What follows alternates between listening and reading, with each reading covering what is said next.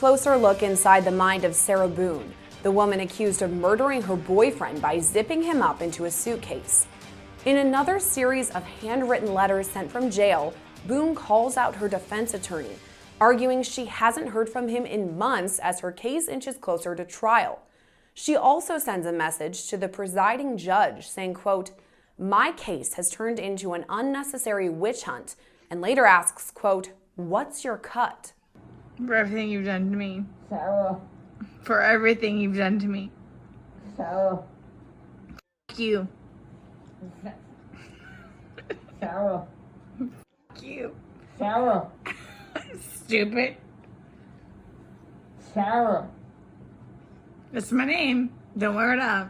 Florida prosecutors say the 44-year-old murdered her boyfriend, 42-year-old Jorge Torres Jr., in February 2020 by putting him in a suitcase and leaving him there to die. At the time, Boone told investigators she and Torres had been drinking and playing a game of hide and seek. After that, Boone says she went to sleep and woke up hours later when her phone rang. That's when she says she found Torres unresponsive. Officials say Torres was zipped inside the suitcase for hours. Shocking cell phone video was later released showing Boone speaking to Torres while he was inside that suitcase. As Law and Crime Network previously reported, Boone sent multiple handwritten letters to her court-appointed defense attorney Frank Bankowitz, asking for a clearer path of communication. In a story Law and Crime Network posted in March, Boone wrote, quote, "I've exhausted my resources and am again just sitting here waiting for you to contact me in whatever way you are able and as soon as possible, please." At the time, we noted the letter was seemingly missing a sentence or possibly even pages.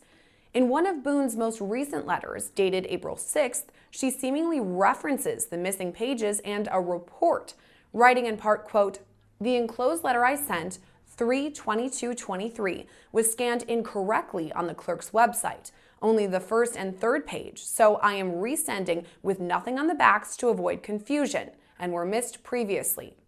Thank you for reading my entire letter and uploading correctly for all the world to read. Also critique and judge wrongly and incorrectly as usual. Ignorance is bliss." Boone goes on to write, quote, "I wonder what platform of popularity I will be featured on next, and how much wasted time, effort, and thought will be put into mutating and grossly exaggerating my case information, racketeered to the World Wide Web. SMH or shaking my head." She ends that portion of the letter saying, "Shout out to my supporters," with a heart drawn next to it. She sends the letter hopeful no matter what. In Boone's most recent letter, dated May 15th, she addresses both the case's judge, Wayne C. Wooten, and attorney Frank Bankowitz. She writes to Judge Wooten in part, quote, "My truth needs to be heard, and it is my right. Do not give me rights expecting me not to fully utilize them. I voted for the president and governor while here in jail, and stop violating what I've been trying to utilize or less the value of my capabilities and opportunities. I am not apologetic in any way for being an observant, hardworking, above average, non-stereotypical inmate. I can only imagine sadly how others not as outspoken as myself have been and are being mistreated, overlooked, and dehumanized." She writes in all caps, "Get it together." She continues, quote, "When I've tried to voice my legitimate concerns to you in the courtroom, 5 times total in 3.3 years, and in my letters to, quote, save it for my next attorney if told anything at all. Do tell your honor, which attorney?"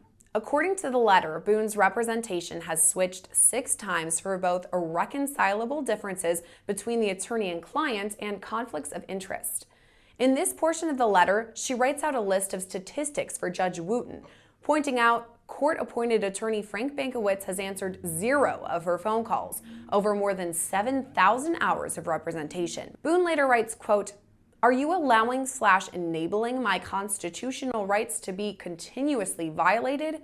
Boone then writes out what she calls a history lesson for everyone, referencing amendments she feels are appropriate to highlight.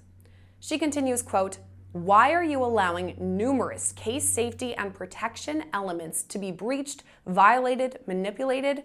Why has a gag order never been implemented?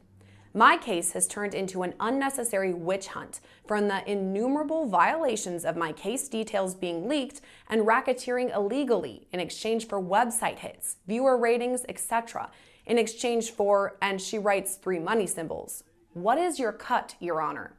It's not even about the suitcase anymore. My case is now a global event with the video receiving over 3 million hits depending on the website, in turn making me realize that's over 3 million less unprejudiced, unbiased, non-discriminatory, fair jurors I will have access to on my case.